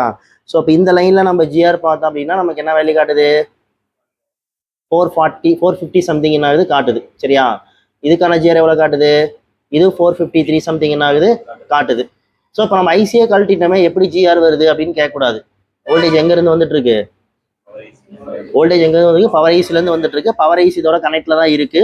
அப்போ கனெக்டில் இருக்கிறதுனால இப்போ நமக்கு ஜிஆர் என்ன ஆகுது, உங்களுக்கு ஷோ ஆகுது. சரியா? ஸோ அப்போ இந்த லைனில் எந்த பிரச்சனையும் இல்லை, நல்லா தான் இருக்குது. இன்கேஸ் இந்த லைனில் ஷார்ட்டோ அல்லது லீக்கேஜோ இருந்தது அப்படின்னா நமக்கு அந்த ஜிஆர் வேல்யூ என்ன இருக்கும், டவுன் ஆகிருக்கும். ஸோ அப்போ அதை வச்சு நம்ம என்ன பண்ணியிருக்கலாம், தெரிஞ்சிருக்கலாம். சரியா? அதே மாதிரி இதுக்கான ஆல்வேஸ் வோல்டேஜ் 1.8 வோல்ட் வந்து பார்த்தீங்கன்னா இங்கேருந்து வருது 353. டயோடு லெவலில் காட்டுது 353. இந்த ரெசிஸ்டர் வழியாக இதுக்கு வழியாக வருது. இது நான் ஏன் ஆல்வேஸ்ன்னு சொல்கிறேன்னா, ஆல்வேஸ்ன்னு சொல்லக்கூடாது, ஆக்சுவலாக ஆன் பண்ண உடனே இது வந்துடுது. ரைட்டா? அதனால அதை டிஃபால்ட் வோல்டேஜ்னு சொல்லணும். ஆன் பண்ண உடனே என்ன ஆயிடுது, வந்துடுது. இது ரெண்டு வோல்டேஜும் என்ன வோல்டேஜ், சாஃப்ட்வேர் எனேபிள்டு வோல்டேஜ். இது ட்ரிகர் சிம்மு போட்டால் தான் வரும். பட் இந்த லைனில் ஷார்ட் சர்க்யூட் இல்லைங்கிறது எனக்கு கிளியர் ஆகி போச்சு. சரியா? சரி, அப்போ இந்த லைன் 1.8 வோல்ட் இப்படி தான் இருக்குது, நார்மலாக தான் இருக்குது. சரி, அடுத்து நம்ம செக் பண்ண வேண்டியது என்ன லைன் அப்படின்னு பார்த்தீங்கன்னா, இதுக்கான கிளாக், ஆர்எஃப் கிளாக். சரி, முதல்ல எஸ்ஆர்சி கிளாக் எனேபிள்னு ஒரு லைன் இருக்கு இல்லையா, அதை பார்த்துடலாம். எத்தனாவது பின்னா 1 2 3 4 5, 5ல் 1 2 3 4, 4வது லைனு 1 2 3 4 5, 5ல் 1 2 3 4. இது வந்து பார்த்தீங்கன்னா எஸ்ஆர்சி கிளாக் எனேபிள் அப்படின்ற லைனு. ஆக்சுவலாக இதுதான் பேஸ் பேண்ட் எனேபிள்னு சொல்கிறாங்க. அப்போ இந்த எனேபிள் லைன் ஓகேவா இருந்தால் மட்டும்தான் இந்த பிஎம்ஐசிலேருந்து இதுக்கு கிளாக் என்னாகும் கிடைக்கும். சரியா? ஸோ அப்போ இந்த லைன் ஜிஆர் எப்படி தான் இருக்குது, ஓகேவா தான் இருக்குது. பட் இதில் என்ன ஒரு பிரச்சனைனா, இந்த லைன் சிபியோடையும் கனெக்ட் ஆகிருக்கு, பவர் ஐசியோடையும் கனெக்ட் ஆயிருக்கு. அப்போ இங்கே காட்டுற ஜிஆர் எதுக்கானதுன்றது ஒரு பிரச்சனை இருக்குல்ல. அப்போ நீங்கள் என்னன்னா ஐசி டிஸ்கனெக்ட் பண்ணி பார்த்தீங்கன்னா தான் தெரியும். ஆக்சுவலாக இப்போ பவர் ஐசியை கழட்டிட்டு இப்போ நீங்கள் செக் பண்ணுறீங்க அப்படின்னா அப்போ அங்கே காட்டுற ஜிஆர் யாரோடையது? சிபியோடையது, ரைட்டா? அப்போது அதுக்கு கண்டினியூட்டி இருக்கான்னு கூட நீங்கள் நினைக்கலாம், செக் பண்ணிக்கலாம். ஸோ அப்போ அந்த மாதிரி இப்போ மல்டிபிள் ஐசியோட அது கனெக்டில் இருக்குது அப்படின்னா வேறு வழி இல்லை, நீங்கள் என்ன பண்ணி தான் ஆகணும், நம்ம லிஃப்ட் பண்ணி தான் செக் பண்ணியாலும் வேறு வழி இல்லை. சரி, எனிவே அந்த லைன் எப்படி தான் இருக்குது, நல்லா தான் இருக்குது. சரியா? அதுக்கப்புறம் வந்து பார்த்தீங்கன்னா பிஎம்ஐசி கிளாக் ஆர்எஃப், அதாவது ரெண்டாவது பால், இந்த பால், இந்த லைனுக்கான ஜிஆர் எவ்வளோ காட்டுது? 453. இது எங்கேருந்து வருது? பவர் ஐஸ்லேருந்து வருது. ஸோ அப்போ இந்த லைனுக்கான ஜிஆரும் எப்படி தான் இருக்குது? நார்மலாக இருக்குது. ஸோ அப்போ இதில் பொறுத்த வரைக்கும் clock baseband enable line okay, பிஎம்ஐசிலேருந்து வர கிளாக் ஓகே, பிஎம்ஐசிலேருந்து வர 3 ஒர்க்கிங் வோல்டேஜுக்கான ஜிஆரும் எப்படி தான் இருக்குது? ஓகேவாக தான் இருக்குது. சரியா? அப்போ ஏன் பேஸ்பேண்ட் அன்னோனில் போச்சு அப்படின்னு கேட்டிங்கன்னா மேபி இதுக்கும் மோடமுக்குமான கம்யூனிகேஷன் லைன் கூட என்ன இருக்கலாம், டிஸ்கனெக்ட்ல இருக்கலாம். அப்போ கம்யூனிகேஷன் லைன்னா நான் ஆல்ரெடியே உங்களுக்கு ஸ்கிமேட்டிக்ல காட்டினேன். அதாவது பிபிஐஎன், பிபிக்யூஎன் ஐஎன், பிபிக்யூஎன் கியூபி, ஐபிஐஎன். அப்போ இது வந்து டிஆர்எக்ஸு, இது வந்து என்னது பிபிஐஎன், இது வந்து எதுக்கானதுன்னா பிஆர்எக்ஸ். இங்கே இருக்கு இல்லையா, TX baseband, QP, QN, BBIN, IP. ஓகேவா? இந்த 4 லைனு, கீழே இருக்கிற 4 லைனு, இதுதான் மோடமுக்கான டிஎக்ஸ்க்கான கம்யூனிகேஷன் லைன், மோடமுக்கான டிரான்ஸ்மிட்டிங்கான கம்யூனிகேஷன் லைனு. ஸோ 1 790 காட்டுது ஜிஆர், அடுத்து 2 அதுவும் 790 காட்டுது, அடுத்து 3 அதுவும் 790 காட்டுது, அடுத்து 4 இதுவும் 790 காட்டுது. ஸோ அப்போ இந்த 4 மோடமுக்கான கம்யூனிகேஷன் லைனும் ஓகேவா தான் இருக்குது. சரியா? அதுக்கப்புறம் ஆர்எக்ஸ், இப்போ நம்ம பார்த்தது என்னது, டிஎக்ஸு. இப்போ அதே மாதிரி ஆர்எக்ஸ் எங்கே கொடுத்துருக்குறான் அப்படின்றது பிபிக்யூபி, பிபிக்யூஎன், பிபிஐபி, பிபிஐஎன், இந்த 4 லைனு. அதாவது பிஆர்எக்ஸில் ரிசீவிங்கு, இது டிஆர்எக்ஸில் ரிசீவிங்கு. ஏன்னா 2 இருக்குல்ல, 2 ஆண்டனா இருக்குல்ல, அப்போ 2க்குமே தனித்தனியாக உங்களுக்கு என்னது ரிசீவிங், டிரான்ஸ்மிட்டிங் என்னது ஒன்று தான். ஸோ அப்போ ரிசீவிங் மட்டும் உங்களுக்கு பிஆர்எக்ஸ் தனியாக டிஆர்எக்ஸ் தனியாக கொடுத்துருக்குறாங்களா. ஸோ அப்போ அதில் வந்து பார்த்தீங்கன்னா ஏன்னா இப்போ இந்த லைனில் நீங்கள் கிளிக் பண்ணி பாருங்களேன், எங்கே தான் போகுது? இதெல்லாம் மோடமுக்கான கம்யூனிகேஷன் லைன். சரியா? அப்போ இது எல்லாத்தையுமே நம்ம செக் பண்ணணும். அப்போ எல்லாத்தையுமேனா இப்போ இதில் மேலேருந்து 4வது, அதுலேருந்து அப்படியே 4, மேலேருந்து 4, இதோட ஜிஆர் எவ்வளவு? 813. இதோட ஜிஆர் எவ்வளவு? 804. இதனுடைய ஜிஆர் எவ்வளவு? 805. இதனுடைய ஜிஆர் எவ்வளவு? 813. அப்போ இது 4மே இது எதுக்கானது? பிஆர்எக்ஸுக்கான ரிசீவிங்கா, பிரைமரி ரிசீவிங், ரைட்டா? அதுக்கு மேலே அப்படியே என்ன இருக்கு, அப்படி இப்படி 4 இருக்கு இல்லையா, அப்படியே ஆப்போசிட்ல 4 இருக்கு. அதாவது இந்த 4ம் பிஆர்எக்ஸ், இந்த 4ம் என்னது டிஆர்எக்ஸ். இதோட ஜிஆர் பாருங்க 813, இதோட ஜிஆர் 805, இதுக்கான ஜிஆர் 805, இதுக்கான ஜிஆர் 813. அப்போ இந்த லைனும் எப்படிதான் இருக்கு? அவ்வளோதான். அப்போது பேஸ்பேண்ட் ஆனவனுக்கான காரணம் மேபி என்னவா இருக்கலாம் அப்படின்னா, ஒன்று இந்த ஐசியாக இருக்கணும், இல்லை அப்படின்னா பவர் ஐஸ்லேருந்து கிளாக் என்ன ஆகாமல் கூட இருக்கலாம், ப்ரொடியூஸ் ஆகாமல் கூட என்ன ஆகலாம். ஜிஆர் ஓகே, ஜிஆர்னா கனெக்டிவிட்டி ஓகே, ரைட்டா? ஆனால் கிளாக் ஜென்ரேட் ஆகுதான் நமக்கு தெரியணும்ல. அப்போ நம்ம என்ன பண்ணலாம்னா, ஒன்றா இந்த ஐசியை நம்ம என்ன பண்ணலாம், முதல்ல ரீபால் பண்ணி வச்சு பார்க்கலாம், பேஸ்பேண்ட் வருதான்னு பார்க்கலாம். வரலைன்னா வேற ஒரு ஐசியை பண்ணி பார்க்கலாம், மாற்றி பார்க்கலாம். அப்படி இல்லைன்னா அந்த கிளாக் லைன், கிளாக்கான அந்த பல்ஸ் என்ன ஆகுதா, ஜென்ரேட் ஆகுதா, நம்ம என்ன பண்ணணும், செக் பண்ணணும். சரியா? சரி, இப்போ முதல்ல நம்ம என்ன பண்ணலாம்னா இந்த ஐசியை க்ளீன் பண்ணிட்டு ரீபால் பண்ணி வச்சிடலாம். சரி, ஓகே. இப்போ ஐசி நம்ம க்ளீன் பண்ணிடலாம்.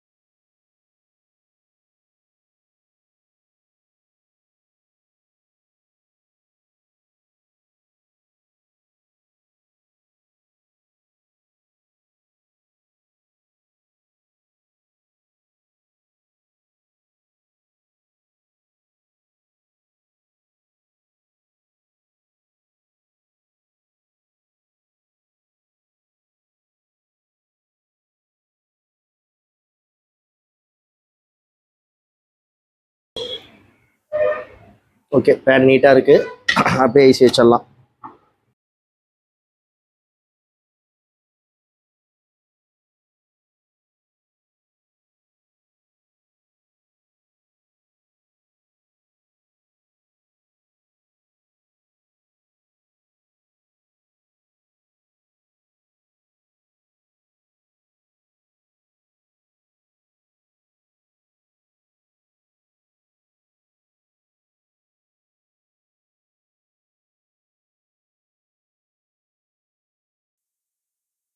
சரி, இப்போ ஐசி நம்ம இதையே ரீபால் பண்ணி வச்சிருக்கிறோம். ஸோ இப்போ பேஸ் பேண்ட் வருதான்றது பார்க்கலாம். வரலைன்னா இப்போ அடுத்து நம்ம ஐசி தான் மாற்றி பார்க்கணும். சரி, இப்போ செட்டு ஐசி ரீப்ளேஸ், சரி ஐசி ரீபால் பண்ணி ஆன் பண்ணியாச்சு. ஓகேவா? அப்புறம் மறுபடியும் நான் என்ன பண்ணுறேன் அப்படின்னா ஐஎம்ஐ செக் பண்ணுறேன். *06 போடுறேன். ஓகேவா? பட் ஆல்ரெடியே நமக்கு ஐஎம்ஐ ஷோ ஆகிட்டு தான் இருந்தது. எப்போது இந்த ப்ராப்ளத்தப்பையுமே ஷோ ஆகிட்டு தான் இருந்தது. ஸோ என்ன தான் கம்ப்ளைண்ட் அப்படின்னு பார்த்தீங்கன்னா, இதில் நமக்கு பேஸ் பேண்ட் மட்டும்தான் இதில் இருந்தது, அன்னவுனில் இருந்தது. ஸோ அது நமக்கு ஃபிக்ஸ் ஆயிடுச்சுனாவே ஓகே தான். ஸோ அப்போ அடுத்து நான் இதில் போகிறேன், அபவுட் ஃபோனில் போயிட்டு சாஃப்ட்வேர் இன்ஃபர்மேஷனில் போகிறோம். முன்னே பேஸ் பேண்ட் வெர்ஷன் என்னென்னு காட்டிகிட்டு இருந்துச்சு, அன்னோன்னு காட்டிகிட்டு இருந்துச்சு. இப்போ சில நம்பர் என்ன ஆகுது காட்டுது. ஸோ இப்போ பேஸ் பேண்ட் வெர்ஷன் என்ன ஆயிடுச்சு, வந்துருச்சு. இப்போ நம்ம சிம்மு போட்டு செக் பண்ணோம்னா கண்டிப்பாக நெட்வொர்க்கு வரும். சரியா? ஸோ இப்போ இதில் கம்ப்ளைண்ட் என்ன அப்படின்னு பார்த்தீங்கன்னா, நெட்வொர்க் கம்ப்ளைண்ட். கஸ்டமர் கொடுத்தது நெட்வொர்க் கம்ப்ளைண்ட். நெட்வொர்க் கம்ப்ளைண்ட்டுக்கான காரணம் என்ன ப்ராப்ளம் அப்படின்றது பார்த்தோம்னா பேஸ் பேண்ட் அன்னவுன். சரியா? அப்போ ஒரு மொபைல் வந்து நம்மக்கிட்ட நோ சர்வீஸ்னு வருது அப்படின்னா, அப்போ முதல்ல நீங்கள் ஐஎம்ஐ செக் பண்ணணும். அடுத்து என்ன செக் பண்ணணும், பேஸ் பேண்ட் செக் பண்ணணும். ரெண்டும் ஓகேவா இருந்தது அப்படின்னா இப்போ அடுத்து நம்ம அதுக்கு தனி ஸ்டெப்ஸ் அது. ஓகேவா? அது நான் உங்களுக்கு சார்ட் மாதிரி கூட போட்டு காட்டுறேன், அது தனி ஸ்டெப்பு. பட் இதில் வந்து நமக்கு பார்த்தீங்கன்னா ஐஎம்ஐ இருக்குது, பேஸ் பேண்ட் மட்டும் என்ன ஆகலை, இல்லை. அப்போ ஐஎம்ஐ இருக்குது, பேஸ் பேண்ட் இல்லை அப்படின்னா இதில் நம்ம பார்க்க வேண்டிய ஏரியா அப்படின்னு பார்த்தீங்கன்னா மெயினாக என்னது, ஆர்எஃப்ஐசி. ஓகேவா? அப்போ ஆர்எஃப்ஐசிக்கும் மோடமுக்குமான கம்யூனிகேஷன் மிஸ்ஸிங்கு, அல்லது ஆர்எஃப்ஐசி நாட் ஒர்க்கிங்கு, அல்லது ஆர்எஃப்ஐசிக்கான ஒர்க்கிங் வோல்டேஜ் மிஸ்ஸிங்கு, அல்லது ஆஃப் ஷாட்டு, அல்லது ஆர்எஃப்ஐசிக்கான பிஎம்ஐசிலேருந்து வர கிளாக் மிஸ்ஸிங்கு, அல்லது மீடியாடெக்காக இருக்கிற பட்சத்தில் அந்த கிளாக் எனேபிள் பண்ண சொல்லி ஒரு லைன் போகுது. அதாவது எஸ்ஆர் கிளாக் எனேபிள் அப்படின்னு ஒரு லைன் போச்சு இல்லையா, அந்த லைனு.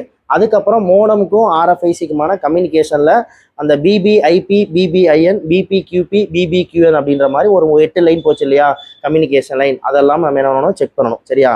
பட் இதில் வந்து என்ன சொல்ல போகிறோன்னா, ப்ராக்டிக்கலாக நீங்கள் பண்ணுற மாதிரி இருந்தால் பேஸ் பேண்ட் என்னன்னா யூஸ்வலாக டெக்னீஷியன் பண்ணுறது என்ன, அந்த ஐசியை ரீபால் பண்ணி பார்ப்பாங்க. பாதி ப்ராப்ளம் அதிலே ரெடி ஆயிரும். ரைட்டா? ரீபால் பண்ணி ஆகலை அப்படின்னா வேற ஐசி என்ன பண்ணுவாங்க, மாற்றுவாங்க. வேற ஐசி மாற்றியும் ரெடி ஆகலைனா தான் இப்போ நான் செக் பண்ண எல்லாத்தையும் நீங்கள் என்ன பண்ணணும், செக் பண்ணணும். ஸோ இப்போ நாம் இந்த இதில் என்ன பண்ணியிருக்கோம் அப்படின்னா, என்ன ப்ராப்ளம்ன்றது நம்ம ஐடென்டிஃபை பண்ணலை. ரைட்டா? அப்போது ஐசி மாற்றியும் வரலைன்னா என்ன பண்ணணுங்கிறத நம்ம முன்னாடியே என்ன பண்ணிட்டோம், செக் பண்ணிட்டோம். ஸோ இப்போ நான் என்ன சொல்ல வரேன்னா, எந்த ஒரு கம்ப்ளைண்ட்டுக்குமே ஒன் ஸ்டெப் சொல்யூஷன் அப்படின்ற மாதிரிலாம் கிடையாது. சரியா? நாளைக்கே நீங்கள் கோர்ஸ் முடிச்சுட்டு போயிட்டு எனக்கு ஒரு ஃபோன் பண்ணிட்டு, சார் டிசி மீட்டில் ஒரு மொபைல் 250 வரையும் போயிட்டு 0 ஆயிடுது, என்ன கம்ப்ளைண்ட் கேட்டிங்கன்னா என்ன சொல்கிறது? அந்த மாதிரிலாம் சொல்ல முடியாது. ரைட்டா? அப்போ என்ன சொல்லலாம் அப்படின்னா, இப்போ டிசி மீட்டில் கொடுத்தோன்னே ஆட்டோ கன்சியூம் ஆகுது, அப்போ ஃபோன் ஷார்ட்டில் இருக்குது.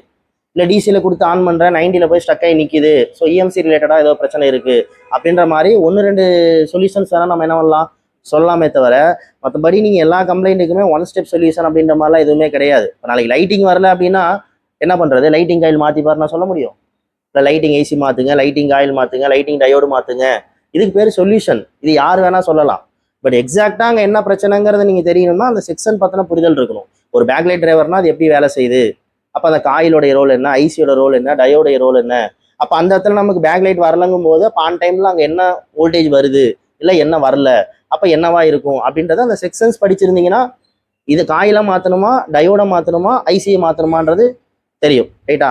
அதே மாதிரி தான் இப்போ ஒரு நெட்வொர்க் வரல அப்படின்னா சும்மா நான் மொட்டையாக WTR ரீபால் பண்ணி பாருங்க, 4GPயை ரீபால் பண்ணி பாருங்க, இல்லை மாற்றி பாருங்க அப்படின்லாம் சொல்ல முடியாது. யாருனாலையுமே சொல்ல முடியாது. சரியா? நிறைய பேர் வந்து பார்த்தீங்கன்னா அந்த வாட்ஸ்அப் சப்போர்ட்லாம் பேமெண்ட் வாங்கிட்டுலாம் பண்ணுறாங்க. அந்த மாதிரிலாம் கூட நீங்கள் ஏதோ நான் வாட்ஸ்அப்பில் மெசேஜ் போட்டால் நீங்கள் சொல்லுங்கள் அப்படின்ற மாதிரி யூடியூப் சப்ஸ்கிரைபர்லாம் கூட நிறைய பேர் கேட்குறாங்க. அப்படி எப்படி சொல்ல முடியும்? நீங்கள் என்கிட்ட படிச்சிருக்கீங்க, நாங்கள் செக்ஷன் சொல்லி கொடுத்துருக்குறோம். ஸோ அப்போ அதை வச்சு நீங்கள் நாளைக்கு வந்து ஒரு கம்ப்ளைண்ட் அட்டன் பண்ணுறீங்க அப்படிங்கும்போது நான் உங்களுக்கு சொல்லி கொடுத்த அந்த தியரி வச்சு இதெல்லாம் பாருங்கள் அப்படின்னா உங்களுக்கு என்ன பண்ணலாம், சொல்லலாம். எதுவுமே தெரியாத இப்போ சொல்ல போனால் அந்த பிகினர்ஸ்லாம் இந்த வீடியோலாம் பார்த்தாங்கன்னா மேபி எதுவுமே புரியாது.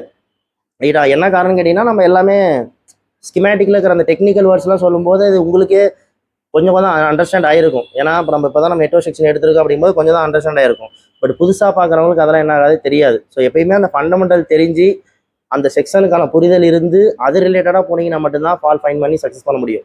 இல்லைன்னா கஷ்டம்தான். சும்மா இப்போ நானும் வந்து ஐசி மாற்றிப்பாரு அப்படின்ற மாதிரி ஒரு 4-5 டைம் சொல்லிட்டு அப்புறம் நீங்களும் வெறுத்து போய் விட்டுருவீங்க, அவ்வளோதான். அந்த நாளையும் மாற்றிட்டு வரல அவ்வளோதான் அப்படின்ற மாதிரி வேண்டியதான், ரிட்டர்ன் கொடுத்துற வேண்டியதான். சரிங்களா?